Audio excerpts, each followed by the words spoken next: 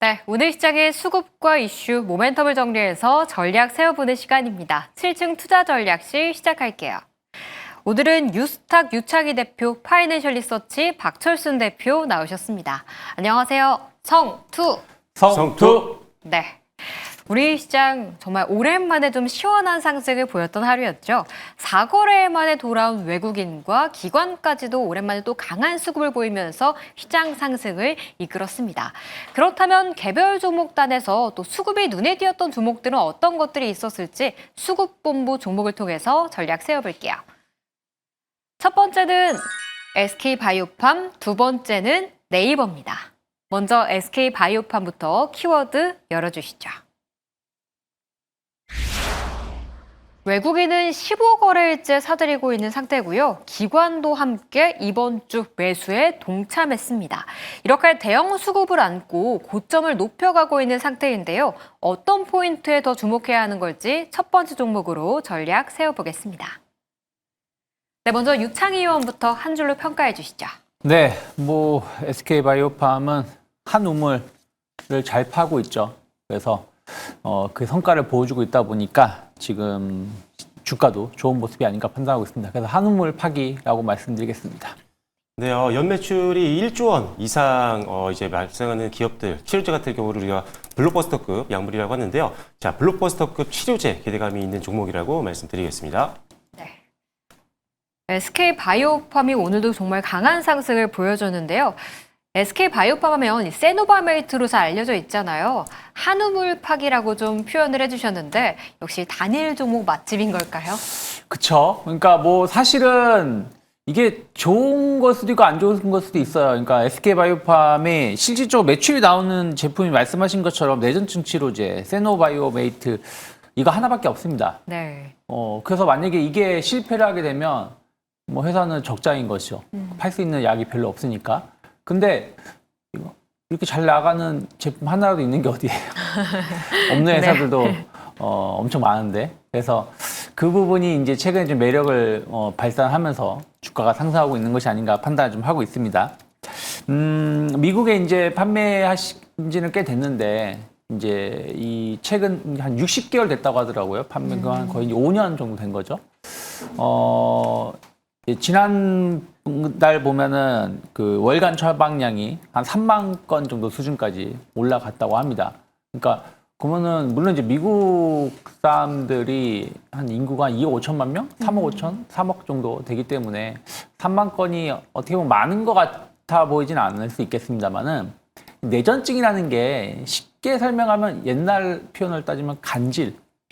약간 그런 네. 거라고 보시면 될 것 같아요. 그러니까 이게 흔한 질병이 아니라는 거예요. 그러니까 그래서 이렇게 흔한 질병이 아닌데도 불구하고 3만 건 정도 처방을 받는다는 것은 꽤 시장 점유율이 높다, 영향력이 좀 크다라고 보시면 될 것 같습니다. 그러다 보니까 그 매출 이번에도 보면 미국 매출이 분기 첫 이제 1억 달러 돌파하면서 1,541억을 기록을 하기도 했습니다. 그러면 곱하기 단순 4 한다고 하더라도 6천억 네. 정도 되는 거잖아요. 근데 미국에서만 판매되는 게 아니라 유럽도 판매가 되고 있어요. 그렇기 때문에 상당히 좀 기대감을 앞으로도 계속 가져갈 수 있다 생각하고 있고, 또 하나는 지금 판매되는 게 이제 성인 제품이에요. 네. 성인들만 처방받을 수 있는데 이제 소아, 청소년까지 낮춰가지고 이제 임상 시험한 결과가 상당히 좋은 결과를 좀 보여주고 있습니다. 그러면 아무래도 이제 처방 대상이 더 늘어날 수 있겠죠. 네. 거기다가 이제 그 전신 발작 대상 관련해가지고 한 임상 3상도 최근에 상당히 긍정적인 결과를 도출하고 있는데, 그러면은 처방을 받을 수 있는 대상이 더 넓어집니다. 네. 성인이라고 하더라도 특정한 그 환자군만 처방이 되는 게 더 넓은 범위에서 뇌질환 관련돼서 더 넓은 범위에서 어떤 처방을 받을 수 있기 때문에 아무래도 앞으로 매출 성장은 더 이루어질 수 있지 않을까. 주가도 역시 마찬가지로 상당히 최근 들어서 많은 상승을 보여줬는데, 저는 추가 상승을 좀 더 기대해 볼 수 있는 구간이 아닌가 판단하고 있습니다. 지금 자리에서도 매출 성장이 기대되기 때문에 추가 상승도 기대해 볼 만한 자리다라고 기술적인 자리까지 봐주셨는데요. 그렇다면 지금 수급도 굉장히 잘 들어오고 있는 상태이긴 한데 개인 투자자분들은 좀 매도하고 있는 상태거든요. 신규 진입한다면 조금 더 조정을 기다려야 되나 아니면 지금 바로도 가능할까요? 뭐 사실은 이제 오늘 같은 날 그 매물대를 뚫어버렸어요. 그러니까 이 회사가 그 지금 제가 주봉 차트를 보여드리고 있는데 네. 2020년에 이제 상장한 다음에 이게 아마 분할일 거예요. 분할 상장한 다음에 그냥 계속 박스권입니다. 그래서 10만 원대에서 사실은 움직임이 있다가 이번에 이제 10만 원을 뚫으면서 이제 14만 원까지 올라온 거거든요. 그런데 이제 오늘 상당히 의미 있는 양봉이 나오면서 한 4만 원까지 올라왔다는 얘기는 그러면은 이 분위기를 타고 가면 20만 원까지도 충분히 갈 수 있다라고 보는 게 맞다라고 좀 보고 있어요. 그러면 뭐 한 13만 원이 이탈하지 않는다 그러면 조금 조정이 나온다. 조정이 안 나온다고 하더라도 저는 약간 손해볼 각오를 하고 사야 되는 자리가 아닌가 판단하고 있습니다. 매물대를 좀 뚫어버린 자리이기 때문에 20만 원까지도 충분히 볼 수 있고 그렇기 때문에 지금 자리에서도 신규 접근 가능하다는 전략까지 주셨습니다. 다음 박철순 요원과도 이야기를 해볼게요. 이 블록버스터 치료제 기대감이라고 한 줄 평을 주셨는데 이게 뇌전증 말고 좀 다른 분야로도 신청을 한다고 하더라고요. 일단은 뇌전증 쪽을 보긴 봐야 되는데 일단 지금 신약에 대한 기대감을 갖고 있는 국내 제약사들이 그렇게 많지가 않습니다. 일단 기본적으로 이 회사처럼 연으로 봤을 때 매출액이 이제 1조 이상이 나올 만한 신약을 갖고 있는 기업들이 거의 없다 보니까 더욱더 이 회사의 가치가 더 재평가를 받고 있는 거라고 보시면 될 것 같고요. 일단 엑스코프레에 대해서 말씀을 많이 해주셨는데 네. 그 이외에 몇 가지만 말씀을 드리면 일단 미국 시장에서 뇌전증 치료제가 처방을 굉장히 많이 받고 있는 상황이잖아요. 근데 미국 시장이 전 세계에서 뇌전증 환자가 가장 많기 때문에 가장 큰 시장으로 알려져 있고 아시다시피 이 미국 시장에 사실 진출하는 것 자체가 그렇게 쉽지가 않은 거기 때문에 미국 시장에서 진출했다는 것 자체가 글로벌 국가 쪽으로 더 수출 국가를 다변화할 수 있는 그런 초석이 마련이 됐다라고 보시면 될 것 같습니다. 그래서 일단은 한국이라든지 일본, 중국 모두 다 이제 신약 승인에 대한 기대감이 굉장히 높아져 있는 상황이기 때문에 미국이 아니라 이제는 다른 나라, 방금 말씀드렸던 한국, 일본, 중국까지 본격적으로 실적이 나오기 시작하면 앞서 말씀드렸던 블록버스터급 약물로 올라갈 수 있는 기회가 마련이 될 거라고 생각을 하고 있는 그런 상황입니다. 그리고 일단 지금 경쟁 제품들도 좀 있긴 하지만 일단 효능적인 측면에서는 가장 우위에 있다라고 평가를 받고 있고 그러다 보니까 미국에서도 가장 많은 처방을 주고 있는 그런 제품이라고 보시면 될 것 같아요. 그래서 일단은 뭐 엑스코프리의 어떤 성장은 아직 끝나지 않았다라고 보는 게 맞겠다라는 판단이고요.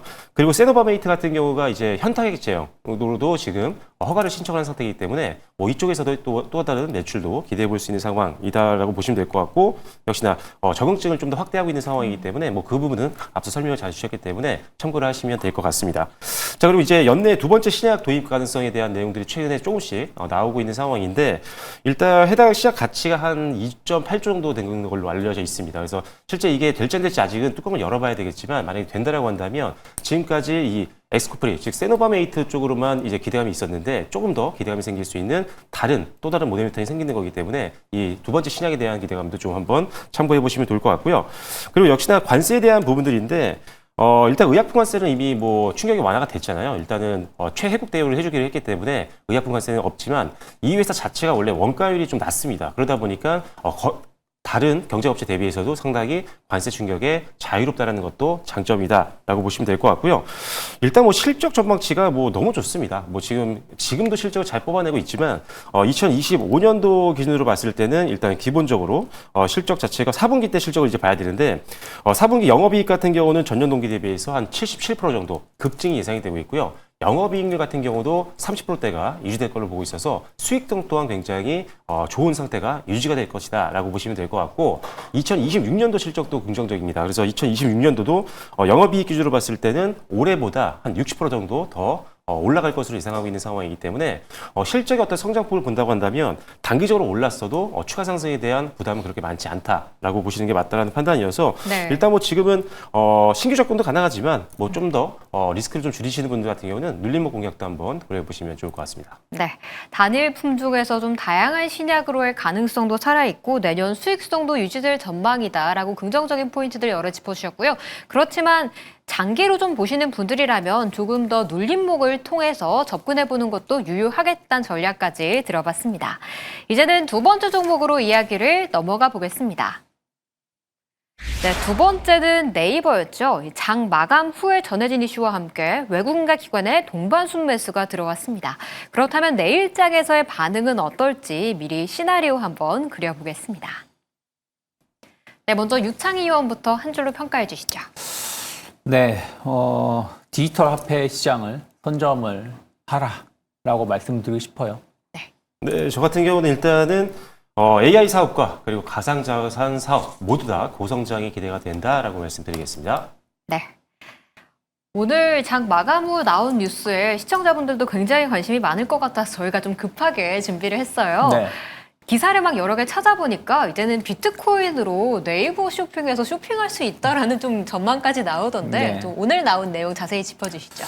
뭐 이미 이거는 이제 지난 2달 전에 나온 뉴스죠. 그러니까 두나무하고 합병을 하겠다 하면서 한번 그때 급등을 했었고 뭐 이렇다 할 이제 움직임이 없었다가 오늘 이제 확정짓는 2.5 비율인가요? 2.5대 1의 비율로 이제 주식 교환을 하기로 했고 그러면 이제 지금 두나무가 연간 20조 정도 매출을 보여주는 걸로 알고 있거든요. 네. 그러면은 어마어마한 가상화폐 관련된 어떤 회사를 이제 합치게 되는 것이죠. 그러면 이제 네이버가 어떻게 보면은 제일 잘하는 게 이커머스 관련된 거 아니겠습니까? 네. 그리고 이제 AI 검색 이런 부분들인데 이번 디지털 거래소를 같이 합병을 하게 된다 그러면 지금 요즘에 이제 그런 예에 쏙 들어갔죠. 스테이블 코인 네.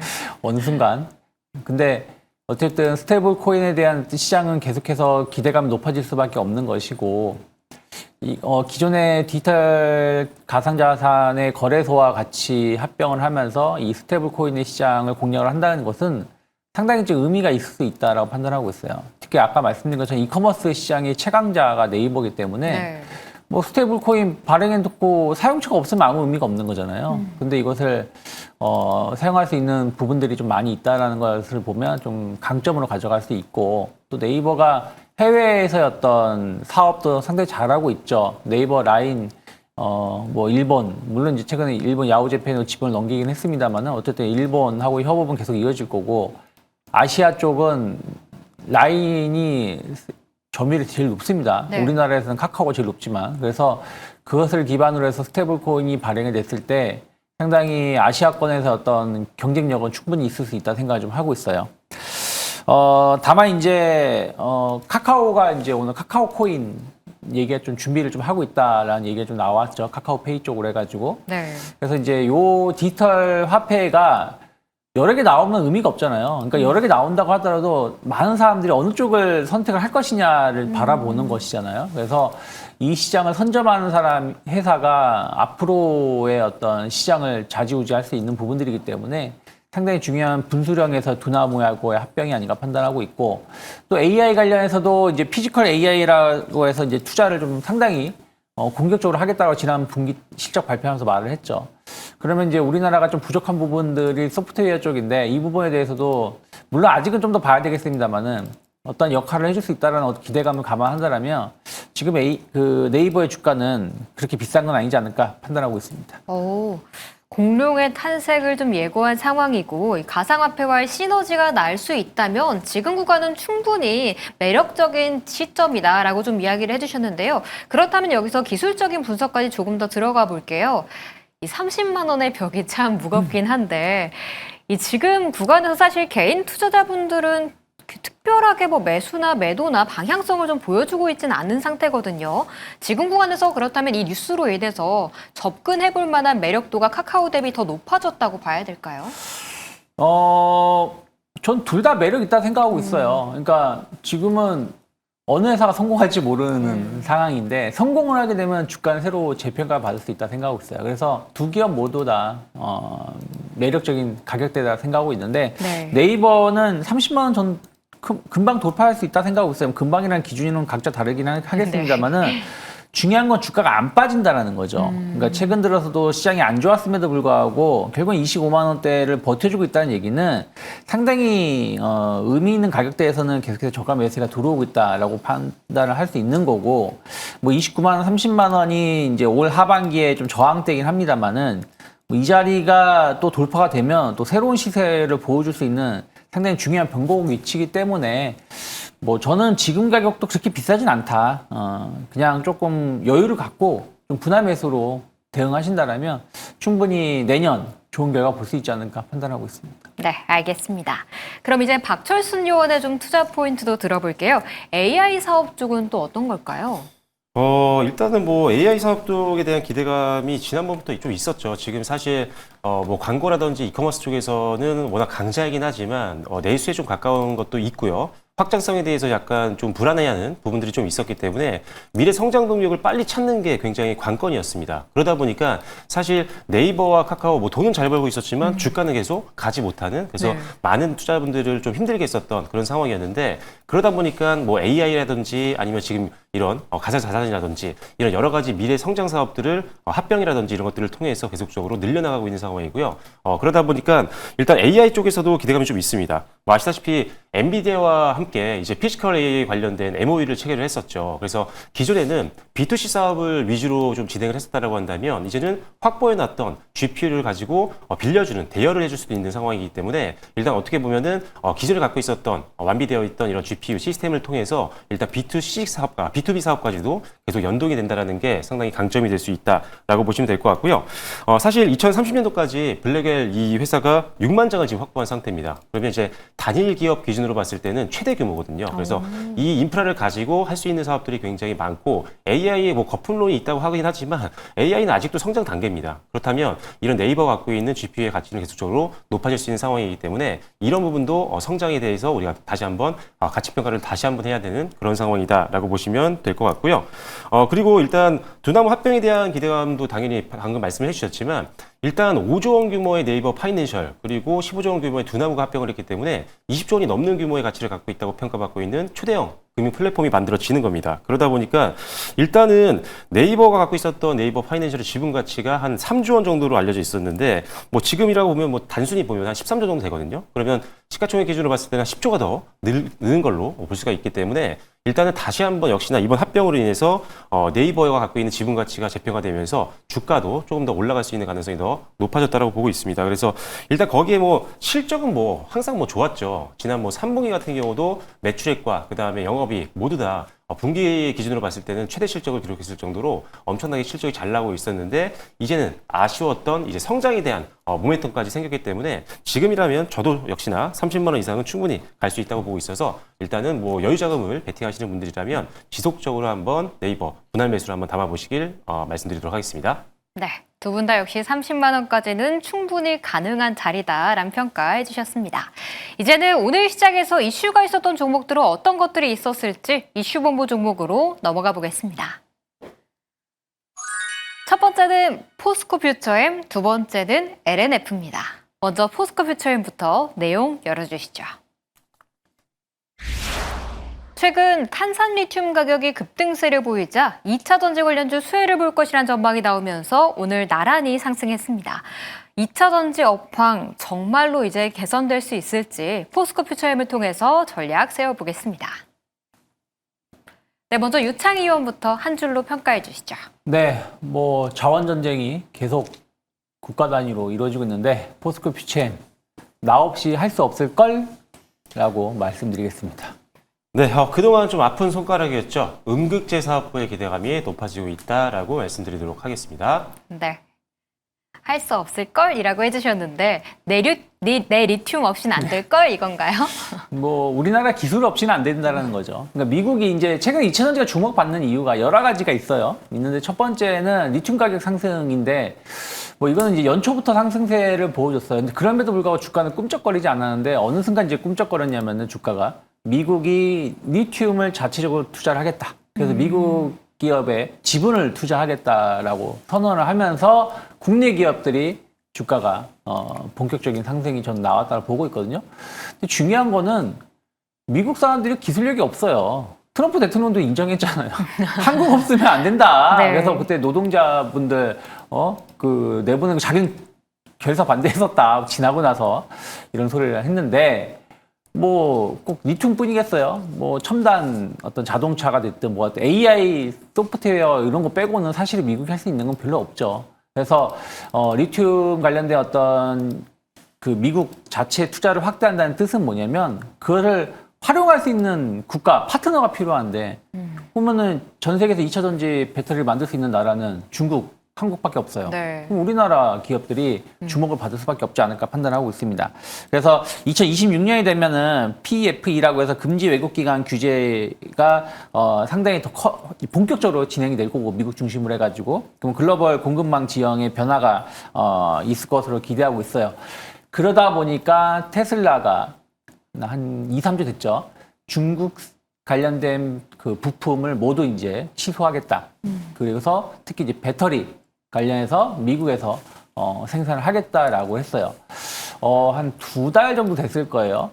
포스코 퓨처엠이 테슬라 관련해서 대규모 수주를 했거든요. 네. 근데 이미 이 수주를 했을 때 약간 그때 당시에는 뜬금포였어요. 아, 좋긴 한데 갑자기 테슬라? 이거 뭐지? 했었는데 지나고 나서 보니까 이미 이런 준비를 하고 있었다는 거죠. 테슬라 입장에서는 중국산 그 부품을 좀 배제를 좀 해야 되다 보니까 그 전에 기술력이 있는 기업들하고 미리 장기간에 수조 원대 계약을 맺었던 것이 아닌가. 그러면 이게 단발성이 아니라 앞으로 계속해서 추가적인 계약이 나올 수 있지 않을까 판단을 좀 하고 있습니다.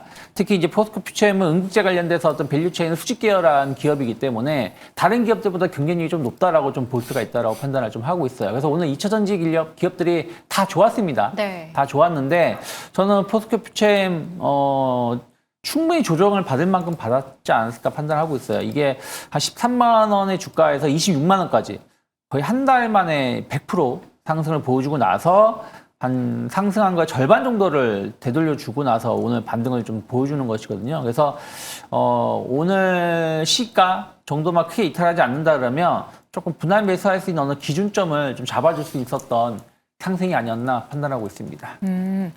역시 좀 미국의 선택지인 중국 이외엔 또 우리밖에 없는 상황이기도 하기 때문에 지금 구간에서 반등이 나온 자리에서 시가만 이탈하지 않는다면 추가 상승도 좀 가능하다는 가격 전략까지 함께 좀 짚어주셨네요.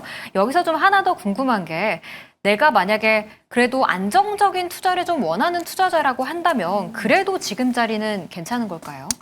주식이 안정적인 투자가 어디겠습니까? 네. 항상 리스크 관리를 하면서 해야 된다는 거죠. 그래서 말씀드린 게 오늘 시가 정도 선이라는 거. 물론 오늘 시가가 이제 18만 5천 원이면 마이너스 10% 손해볼 각오하라는 거냐라고 생각하실 수 있겠지만 네. 약간 눌리면은 매수를 하면 된다라는 거죠. 그래서 주식이라는 거는 언제든지 약간의 손실은 감안을 하고 들어가야 되는데 그 정도의 손실을 감안하고 들어간다고 했을 때 상대적으로 성공을 한다 그러면 더 높은 기대 수익을 얻어갈 수 있는 자리가 아닐까 판단하고 있습니다. 네, 알겠습니다. 다음 이제 박철순 요원과도 좀 이야기를 들어볼게요.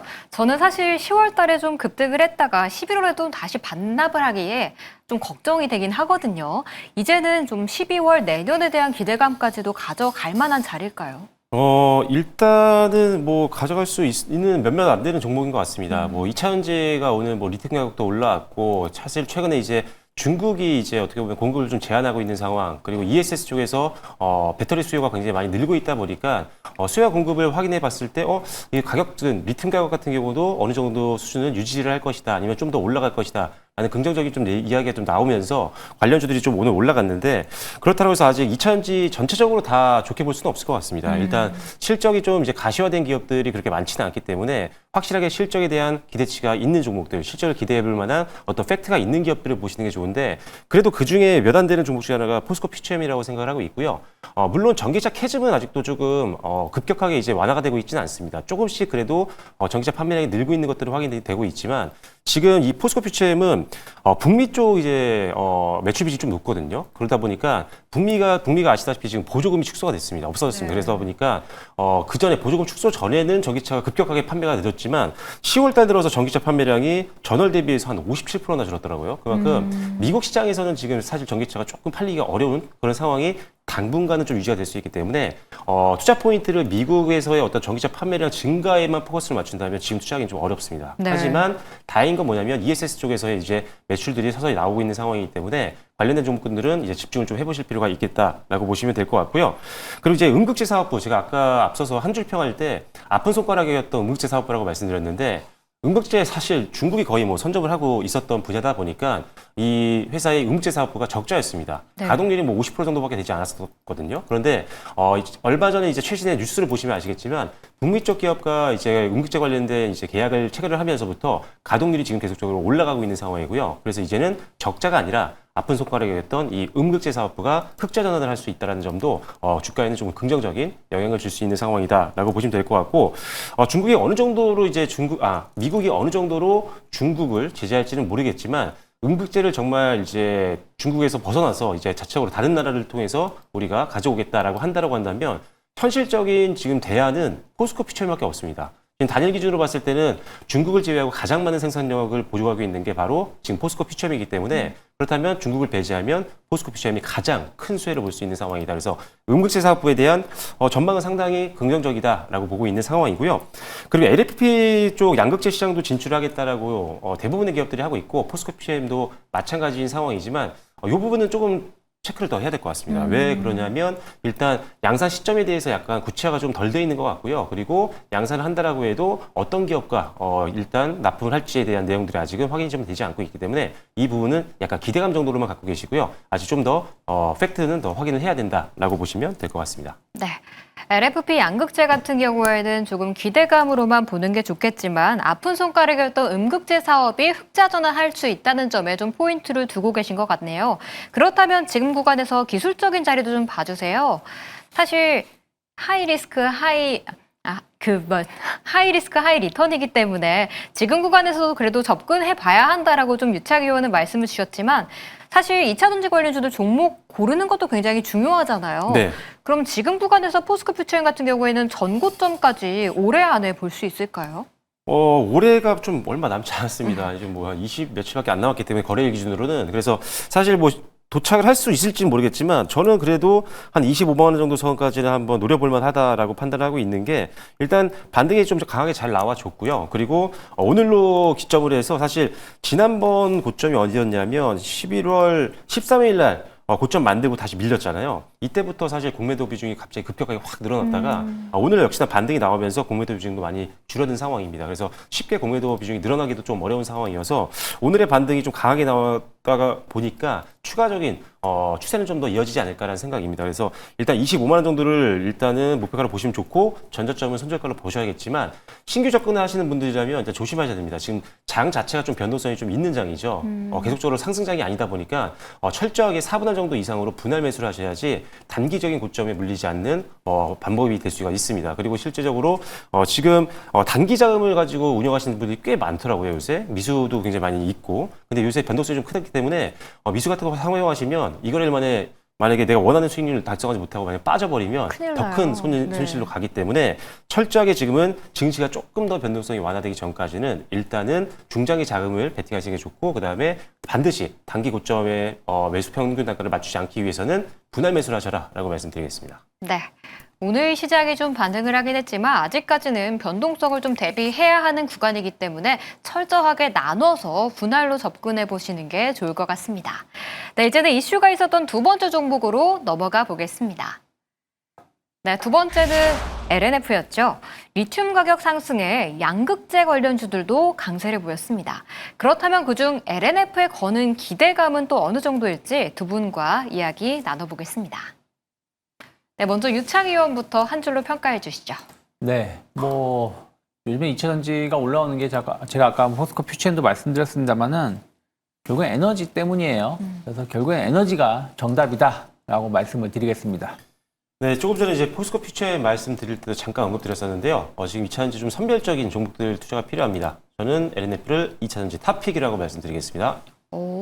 2차전지 아까 선별적으로 좀 투자해야 한다라고 좀 말씀을 주셔서 어떤 기준으로 봐야 하나 좀 궁금했는데 왜 LNF가 탑픽인지부터 한번 들어볼게요.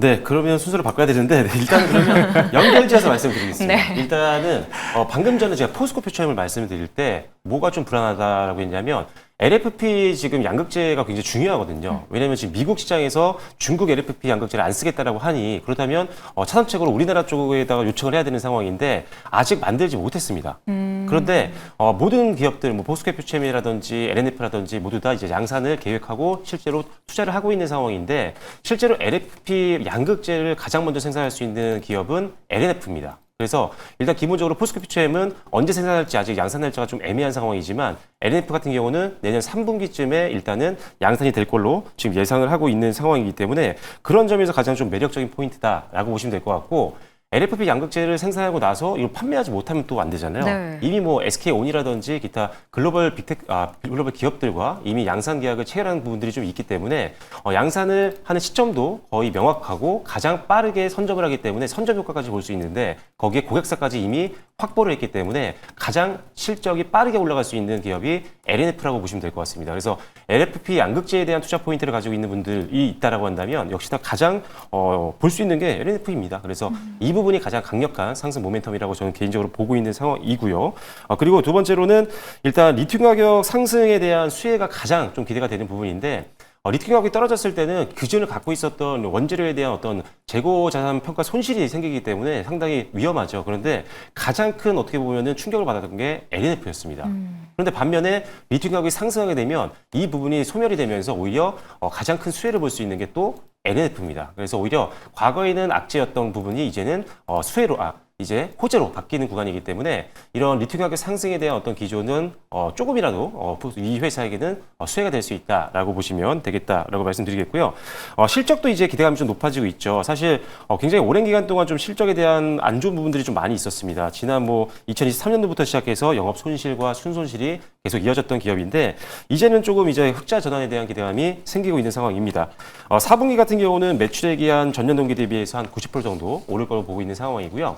영업이익 같은 경우는 122억 정도로 흑자가 이어질 것으로 지금 예상을 하고 있는 상황이기 때문에 일단은 수익이 이제 흑자로 돌아서고 있는 초입 구간이기 때문에 주가도 다시 한번 좀 더 재평가를 기대해 볼 수 있는 상황이다라고 보시면 될 것 같고요. 2026년도부터는 앞서 말씀드렸다시피 LFP 양극재 실적이 이제 붙기 시작하면서부터는 실적이 좀 빠르게 더 회복될 것으로 보고 있는 상황입니다. 그래서 지금 반등 이제 오늘 또 함께 올라오고 있는 상황인데 충분히 접근 가능하다고 보고 있고요. 전고점뿐만 아니라 그 이상까지도 저는 중장기라면 충분히 배팅 가능한 2차전지 탑픽이라고 말씀드리겠습니다. 네. 사실 여러 종목들이 많긴 하지만 LNF를 특별히 탑픽으로 보신 데에는 내년 3분기에 LFP ESS 관련해서 양산 스케줄이 확정돼 있다는 점을 좀 긍정적으로 보셨고요. 전고점까지도 충분히 가능한 자리다란 가격적인 전략까지 짚어주셨습니다. 다음 유창희 의원과도 좀 이야기를 해볼게요. 2차 전지도 AI 밸류 체인이라고 얘기가 많이 나오더라고요. 네. 지금 한 일주일째 증시, 미국 증시, 한국 증시도 마찬가지지만 들썩들썩 하고 있는 게 이제 구글이에요. 네. 구글의 지금 시가총액이 지금 엄청나게 상승을 좀 하면서 최근 들어서 그 4조 달러를 넘었습니다. 그래서 이제 시가총액 순위로 따지면은 거의 뭐 이제 2위, 3위 정도 네. 될 수 있는 기업이에요.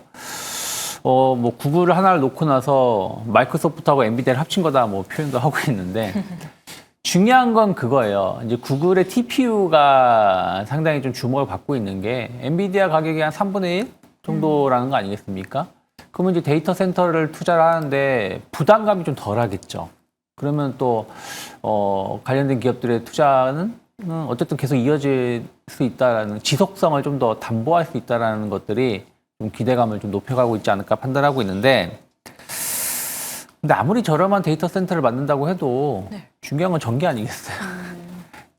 저렴한 데이터 센터라고 해서 전기 먹는 하마가 갑자기 전기를 안 먹는 건 아니잖아요. 네. 그래서 이 전력은 매우 매우 중요한 키워드가 앞으로 계속 될 수밖에 없지 않을까 판단을 좀 하고 있습니다.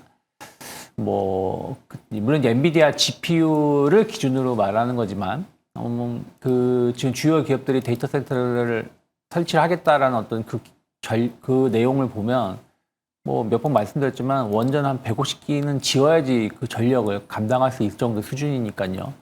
그러면 원전으로 당장 할 수 있느냐? 그건 아니라는 것이죠. 그래서 이제 계속해서 신재생 에너지가 됐든 혹은 뭐 가스 발전이 됐든 뭐 여러 가지 에너지를 어떻게 이거를 활용할 것이냐. 지금 마이크로소프트는 데이터 센터를 만들고 싶어도 못 만들 그런 부분들이 인프라가 안 돼 있으니까 못 만들어서 칩이 지금 창고에 썩고 있다라고 표현을 하고 있는 거 아니겠습니까? 그래서 이제 주목받고 있는 게 ESS 시장이죠. 네. 그래서 뭐 배터리 관련해서는 우리나라 기업이 ESS 관련해서는 상당히 좀 기술력을 많이 가지고 있기 때문에 그런 것들이 핵심 에너지 사업으로 앞으로 더 부상될 가능성이 높지 않을까 판단을 좀 하고 있고요. 네. 특히 LG 에너솔루션이 ESS 관련돼서 어떤 그 투자를 상당히 공격적으로 하고 있고 투주도 계속 늘어나고 있습니다. 그러면 LG 에너솔루션 하면 또 같이 떠오르는 파트너가 LNF거든요. 그렇기 때문에 저는 충분히 LNF도 역시 아까 포스코 퓨처엠도 말씀드렸지만 뭐 LNF, 포스코 퓨처엠 모두 똑같아요. 근데 주가는 LNF가 좀 더 좋죠. 그래서 충분히 반전을 만들어갈 수 있는 모습이 아닐까 판단하고 있습니다. 네. LNF와 함께 볼 수 있는 짝꿍 ESS 관련해서 LG 에너지 솔루션이 있다는 점도 기억하시길 바랍니다. 이제는 향후에 모멘텀이 살아있는 종목들은 어떤 것들이 있을지 모멘텀 본부 종목으로 넘어가 보겠습니다. 첫 번째는 H1만도, 두 번째는 니가캠 바이오입니다. 먼저 H1만도부터 키워드 열어주시죠. 차세대 성장 동력으로 로봇 액추에이터 사업을 선택하기도 했죠. 다음 달 인베스터 데이를 또 앞두고 있는데 모멘텀 한번 미리 체크해 보도록 하겠습니다. 네, 먼저 유창희 의원부터 H1만도에 대한 한 줄 평 해주시죠. 네, 뭐 만도 하면 뭐 다들 뭐 자동차 부품주로 잘 기억을 하실 텐데 이제는 로봇의 DNA를 탑재했다라고 말씀드리겠습니다. 네, HM만도는 또 미국의 생산시설을 갖고 있는 몇 안 되는 부품 회사입니다. 미국 시장 고성장이 기대가 된다라고 말씀드리겠습니다. 네. 사실 H1만도가 지난주까지만 하더라도 그래도 자동차 아니야 했었는데 이제는 뭐 기사까지 내면서 확실히 로봇 쪽으로 탈바꿈을 하는 것 같더라고요. 네. 어떤 쪽에서 DNA라고 보신 걸까요? 뭐 이제 아직은 뭐 봐야죠. DNA를 탑재했다고 해서 바로 로봇이 되는 건 아니니까요. 그래서 근데 어쨌든 이제 그 로봇 관련돼서 로봇용 액추에이터 관련 수주를 좀 한 게 좀 있어요. 그래서 이제 이것을 좀 이제 앞으로 이제 매출 더 증가시키겠다라는 거거든요. 특히 이제 현대차 그룹이 로봇 스마트 팩토리가 됐든 뭐가 됐든 로봇에 대해서 투자를 좀 확대한다고 했을 때 만도가 관련돼서 어떤 수주 얘기가 나왔다는 얘기는 약간 현대와 관련된 것일 수도 있지 않을까 개인적으로는 좀 생각을 좀 하고 있고요. 특히 이제 만도 브로제라는 이제 자회사가 있는데 이 회사 지분을 100% 인수를 했습니다. 그래서 모터 기술 내재화를 하게 됩니다. 그럼 아무래도 이제 감속기 이는 또 모터와 연결된 거거든요. 네. 그래서 이제 어떻게 보면 이제 우리가 이제 자동차 엔진 같은 거는 모터가 힘을 내기 위한 제품이고 감속기는 모터가 힘을 줄이기 위한 제품인 거 아니겠습니까? 그래서 그런 부분들에 대해서 상당히 좀 준비는 이미 좀 하고 있었다라고 보고 있고 거기다가 이제 전기차라든지 자율주행 관련된 필수 전자제어 기반의 샤시의 어떤 경쟁력도 확보할 수 있다라고 좀 판단을 좀 하고 있어요. 사실 뭐 다들 기억 못 하시는 분도 많겠지만 에이다스 관련해서는 만도가 우리나라에서는 예전에는 기술력 1위 기업이었어요. 근데 지금 이제 에이다스를 뛰어넘어서 자율주행으로 넘어가다 보니까 좀 그런 것들이 조금 많이 밀렸지만 그래도 이쪽 관련된 어떤 경쟁력은 그래도 다른 업체들보다는 실질적인 경쟁력은 있는 기업이다라고 생각을 좀 하고 있고요. 특히 이제 테슬라가 FSD를 국내 공식 이제 출시를 서비스 개시를 했잖아요. 그러면은 진짜 자율주행 관련해서 제일 못난이가 현대차 그룹이에요. 네. 현대차 그룹이 이쪽에 대한 투자를 좀 공격적으로 해야 될 것이고 그건 만도하고 어떤 협업을 충분히 가져갈 수 있다. 그래서 사실은 만도가 중국 관련된 매출 비중이 상당히 높았습니다. 대부분 상당 부분 중국 매출 비중이었는데 이제 이 부분 때문에 실적이 별로 좋지 못했지만 미국이라든지 이런 걸 감안한다면 앞으로 실적 개선에 대한 어떤 기대감들 충분히 가져갈 수 있고 또 신성장 산업에 대한 어떤 기대감들도 가져간다면 주가는 지금 상승이 일회성 상승은 아니지 않을까 판단하고 있습니다. 일회성 상승이 아닌 향후 미래 동력을 더 반영할 만한 자리다라고 좀 보셨는데요. 그렇다면 지금 구간에서 전고점까지 그래도 좀 룸이 남아있는 상태인데 로봇 관련 모멘텀으로 신규 접근 해볼만 할까요? 오늘 로봇 주들도 전반적으로 많이 움직이더라고요. 네, 뭐 저는 충분히 신규 접근 가능하다고 생각하고 있어요. 특히 시장이 안 좋을 때 만도는 오히려 강하게 지금 상승 전환되면서 올라온 거거든요. 그러니까 오늘 첫날 오늘만 딱 올라왔다 그러면 좀 더 봐야 됩니다라고 말씀드리고 싶지만 네. 한 일주일째 계속 지금 35,000원대에서 지금 42,000원대까지 거침없이 올라온 상황이기 때문에 약간 조정을 준다라면 충분히 47,000원, 48,000원은 갈 수 있다. 이게 작년에 연말에 고점대고 또 작년 5월 달에 고점대입니다. 그래서 충분히 이 자리는 갈 수 있다. 박스가 상단이죠. 그리고 이 자리가 돌파될 수 있다는 생각으로도 내년 상반기까지 더 끌고 갈 수 있지 않을까 판단하고 있습니다. 네. 내년 상반기까지 해서 47,000원, 48,000원까지도 볼 수 있을 만한 최근의 추세를 만들고 있다라는 평가해 주셨습니다. 이제는 두 번째 모멘텀 후보 종목으로 이야기를 넘어가 보겠습니다. 네, 두 번째는 리가캠바이오였죠. 내년에 임상 파이프라인이 더 늘어날 것이란 기대를 받고 있습니다. 그 가운데 오늘 또 신고가를 기록하기도 했는데요. 이 자리에서의 전략은 어떻게 세워야 할지 두 분과 이야기 나눠보겠습니다. 네, 먼저 유창희 의원부터 한 줄 평해 주시죠. 네, 플랫폼 하면 내가 원조 맛집이다 라고 말씀드릴게요. 네, 저도 비슷한데요. ADC 플랫폼 국내 절대 강자라고 말씀드리겠습니다. 네. 최근 임상 관련해서 핫한 종목들이 등장하긴 했지만 ADC 하면 역시 좀 리가캠바이오라고 다들 알고 계실 것 같아요. 어떤 모멘텀이 더 있을지 한번 짚어주시죠. 네, 일단은 항체 약물 접합체라고 해서 ADC 관련된 플랫폼을 갖고 있는 글로벌 선도 기업 중에 하나가 지금 말씀드리고 있는 리가캠바이오인데요. 어떻게 보면은 미사일로 치면은 정밀 타격 미사일이라고 보시면 됩니다. 특정 우리가 치료를 해야 되는, 타격을 해야 되는 암세포를 정밀하게 조준해서 부작용도 적고요. 일단 기본적으로 정상적인 세포들에게 충격을 덜 주는 그런 플랫폼이라고 보시면 되는데 기존에 있었던 ADC 플랫폼들이 있습니다. 근데 기존에 있었던 플랫폼들은 이 약물이 지나가는 동안 약간은 조금 이게 방출되는 그런 부작용들이 있었는데 상대적으로 경쟁사들 대비했을 때 이런 안 좋은 부분들이 좀 적다라는 부분들, 부작용이 적다라는 게 이 리가캠바이오의 장점이기 때문에 글로벌 기업들이 계속적으로 파트너십을 체결하고 있다라고 보시면 될 것 같습니다. 이미 누적 기술 이전 성과가 9조 원이 넘어가는 그런 회사고요. 일단은 엄청나게 기술 수출이라든지 계약들을 많이 하고 있는 게 리가캠바이오라고 보시면 될 것 같습니다. 특히나 이제 작년에 이제 오리온 그룹을 이제 어떻게 보면은 최대 주주로 맞이했는데 그러면서부터 이제 자금도 어떻게 보면 여력이 좀 생겼다 보니까 본격적으로 이제 R&D를 더 할 수 있는 그런 상황도 만들어졌다는 것도 장점이 될 수 있다라고 보시면 될 것 같습니다.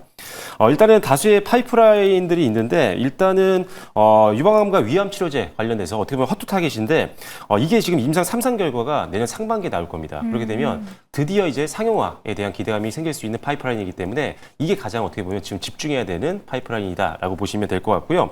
그다음에 고형암 관련된 치료제도 이제 임상 1상이 진행이 되고 있고 내년에 이제 임상 2상 진행이 되어 있기 때문에 또 다른 상승 포인트가 될 수 있다라고 보시면 될 것 같고 그 이외에도 너무 많습니다. 림프진행 치료제에 대한 내용들도 있는데 이 치료제 파이프라인에 대한 내용들도 이번 12월 달에 애쉬라고 해서 미국 혈액학회가 있거든요. 여기서 유의미한 어떤 결과 발표가 좀 있을 걸로 예상을 하고 있어서 어떻게 보면은 임상 1, 2상 발표를 통해서 어떤 긍정적인 내용들이 나온다라고 한다면 어떤 이벤트성으로도 좀 오를 수 있는 가능성이 있어서 12월 달에도 이벤트 드리븐 전략을 쓸 때 좀 사용해 볼 만한 그런 종목이다라고 보시면 될 것 같습니다. 그리고 면역 항암제라든지 위암, 대장암 관련된 소화기암 관련된 파이프라인도 있는데 요거는 아직은 조금 이제 허가를 신청한 임상을 신청하는 단계에 있는 것들이 많기 때문에 요거는 미래 중장기적인 성장 동력이다라고 보시면 될 것 같습니다. 실적은 일단은 영업이익 같은 경우는 2026년도 내년부터 이제 본격적으로 흑자 전환이 예상이 되고 있는 종목이기 때문에 이제는 기대감만 있는 게 아니라 실적까지도 기대해 볼 수 있는 상황이다라고 보시면 될 것 같고요. 지금 최근에 이제 외국인들과 기관들 수급도 굉장히 좋습니다. 네. 오늘과 어제 이틀간에 계속적으로 외국인들과 기관들 양매수가 계속 들어오고 있는 상황이기 때문에 그리고 특히나 오늘이 이제 거래량이 좀 더 붙으면서 전고점을 뚫고 최고가에서 정규 시장에서 마무리가 됐습니다. 상당히 기술적인 저항이 그렇게 많지 않은 상황이기 때문에 추가 상승 룸을 최대한 열어놓으시고 보유자분들 같은 경우는 일단은 지금 홀딩하시면서 추가 상승을 좀 더 보시면 좋을 것 같아요. 그리고 만약에 보유자분들 중에 단기성 자금이라고 하신다면 일단 수익은 좀 반 정도는 일단은 확보해 놓으시는 게 일단 변동성을 대비할 수 있는 전략이 될 수 있다 이렇게 말씀드리겠습니다. 네. 올겨울 이벤트 드리븐 측면에서도 충분히 접근해보고 기대해볼 만한 모멘텀이 더 많이 살아있는 상태이기도 하고요. 오늘 또 사상 최고가를 경신한 자리이기 때문에 매물대가 없기 때문에 또 윗자리까지 더 열어두셔도 좋을 것 같다는 전략까지 들어봤습니다. 이제는 기간을 가져오셨던 종목 리뷰부터 한번 해볼게요. 박철순 요원의 종목이에요. 일동제약이 수익률 10% 정도를 기록하고 있습니다. 오늘 외국인 수급도 좀 들어와준 자리인데 일동제약도 역시 겨울 기대해보면서 조금 더 기다려야겠죠. 네, 일단은 뭐 비만 치료제 관련된 시작, 기술을 갖고 있는 기업들은 계속적인 관심이 필요합니다. 가장 큰 이제 고성장 시장이 예상이 되고 있는 분야다 보니까 계속적으로 관심이 필요할 것 같고, 아시다시피 뭐 최근에 이제 화이자가 메세라 인수하는 것처럼 일단 조단위의 어떤 M&A에 대한 기대감들도 계속 남아있는 그런 분야다 보니까 일동제약도 경구비원 치료제 기술을 갖고 있는 기업이어서 이런 빅파마들의 어떤 관심 대상이 될 수 있다라는 점도 투자 포인트가 될 수 있다라고 보시면 될 것 같고요.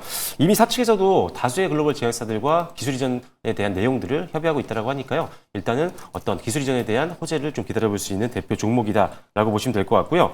그리고 이제 항암제 중에 베다다파립이라고 있는데 이게 이제 임상 2상이 지금 진행 중이고 4분기 내 완료가 되면 3상 그리고 나서 허가까지도 기대감이 좀 있습니다. 임상이 좀 그나마 많이 진행되어 있는 그런 항암제이기 때문에 베다다파립에 대한 기대감도 있는 상황이다라고 보시면 될 것 같아요. 그래서 일단 뭐 지금 수급도 굉장히 좋은 편이고요. 일단 전고점 정도는 충분히 돌파할 수 있다라는 판단이기 때문에 일단 올해 고점 정도는 단기적인 관점에서 한번 노려볼 만할 것 같습니다. 한 34,000원 이상까지 일단 끌고 가보시면서 올해 최고점에서는 한번 저항 나오면 수익을 조금은 확보하는 전략으로 가보시면 좋겠다라고 말씀드리겠고요. 목표가였던 35,000원 정도는 계속 유지하도록 하겠습니다. 네, 우리 시청자분께서도 일동 왜 안 가냐, 좀 더 가자라는 이야기를 좀 주신 분도 계시더라고요. 기술 이전 호재까지 조금 더 기다리고 있다는 점 참고해 보시길 바라겠고요. 전고점인 35,000원까지 조금 더 목표가 기다려보도록 하겠습니다. 이제는 내일 시초가에 좀 공략해볼 만한 종목들은 어떤 것들이 있을지 하나씩 들어보도록 할게요. 먼저 유창희 의원부터 하나 짚어주시죠. 네, 오늘 많이 오르긴 했습니다만은 그래도 전 더 갈 거라 생각하고 있기 때문에 코리아 FT라는 회사를 가지고 나왔습니다. 네. 하이브리드 차량의 수요는 계속해서 커질 수밖에 없지 않을까 판단하고 있어요. 전기차 캐즘이 계속 이어지고 있고, 그러면은 내연기관 차량은 좀 부담스럽고, 연비가 좀 높은 걸 선택을 하다 보면은 하이브리드 차량의 선택지가 넓어질 수밖에 없죠. 그래서 주요 브랜드 업체들이 하이브리드 차량의 모델 라인업을 상당히 넓히고 있는 상황이고, 현대차 그룹도 전 모델 라인업으로 하이브리드 차량을 준비하고 있기 때문에 내년에 대한 어떤 성장세는 계속 이어질 수밖에 없지 않을까. 그러면 뭐 이 회사가 캐니스터 관련돼 가지고 거의 뭐 독보적인 매출을 보여주고 있기 때문에 그거에 대한 어떤 기대감을 충분히 가져갈 수 있고요. 물론 이제 현대기아의 관련된 매출비 높은 거는 어떻게 보면 안 좋은 걸 수도 있겠지만, 어쨌든 글로벌 완성 업체 중에서 판매 2위, 3위를 노리고 있는 그룹입니다. 그래서 현대차 그룹이 매출이 계속 우하향하고 있다면 안 좋은 거지만 계속 우상향하고 있기 때문에 이 부분은 저는 오히려 매력적이다라고 볼 수 있겠죠. 그리고 아까 말씀드린 것처럼 전기차 시장의 둔화가 계속 이어지고 있다는 분들의 어떤 기대감 보면은 올해 주가 상승 나쁘지 않았고요. 오늘도 10% 올라오면서 지난 9월달 고점을 이제는 뛰어넘는 모습을 보여주려고 하고 있어요. 외국인 기관의 수급도 엄청 좋습니다. 너무 좋네요. 네, 계속해서 매수가 들어오고 있기 때문에 저는 일단 10,000원 정도까지는 목표가 더 열어놓을 수 있는 기업이 아닐까 판단하고 있고요. 6,300원만 이탈하지 않으면 마찬가지입니다. 오늘 시가 언저리예요. 이 자리만 이탈하지 않으면 저는 좀 조정이 나오면 분할 매수로 접근해 볼 수 있지 않을까 판단하고 있습니다. 네, 코리아 FT 같은 경우에는 본업단에서 좀 하이브리드 시장 성장에 따른 반사이익을 볼 수 있는 회사이기도 하고요. 또 최근 수급도 굉장히 긍정적으로 들어와주고 있는 상태이기 때문에 목표가는 10,000원, 손절가는 오늘 시가인 6,300원을 잡고 좀 대응해 보시면 좋을 것 같습니다. 다음 박철순 요원의 종목도 하나 들어볼게요. 네, 오늘 가지고 나온 종목은요, 미용 의료기입니다. 클래시스 가지고 나왔는데, 오히려 지금 조정을 좀 받고 있는 구간이어서 가격적으로 좀 메리트가 더 올라가고 있는 상황이라는 판단에 일단 오늘 소개를 드리려고 합니다.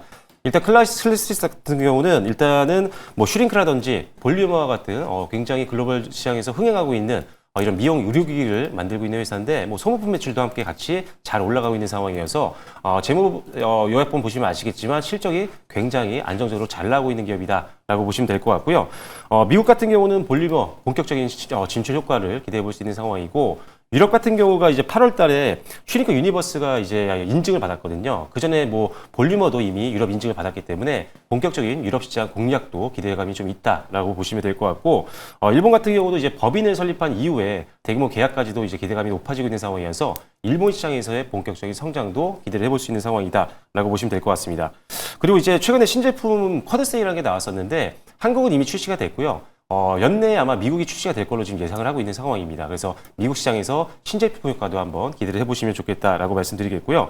뭐 3분기 같은 경우도 이미 누적 매출 같은 경우가 2,434억 원 정도 나왔는데 전년 매출을 이미 뛰어넘었습니다. 그만큼 실적적인 측면에서는 전혀 걱정할 필요가 없는 그런 기업이다라고 보시면 될 것 같고요. 남미 쪽 최대 미용기기 유통그룹을 인수를 했는데 사실 이 브라질 쪽에서의 매출 채권 문제가 있었는데 아예 그냥 그쪽에다가 이제 인수를 해버려서 유통사를 통해서 앞으로 본격적으로 남미 시장을 이제 진출하려고 지금 교두보를 만든 상태입니다. 실질적으로 브라질 중심으로 해서 남미 지역에서의 매출 성장 기대해 볼 수 있는 상황이다라고 보시면 될 것 같고요. 경쟁사 대비 지금 주가가 좀 많이 빠져 있는 상황이기 때문에 네. 사실 저평가 매력이 많이 부각이 되고 있습니다. 대부분 다 12개월 선행 PER이 한 20배 이상에서 움직이고 있는 게 대부분인데 이 회사는 좀 20배 아래에서 움직이고 있는 상태여서 지금 가격적으로는 동종업계 내에서 저평가 매력이 부각될 수 있다. 그래서 지금 분할 매수 관점에서 접근하시면 좋겠다라고 말씀드리겠고요.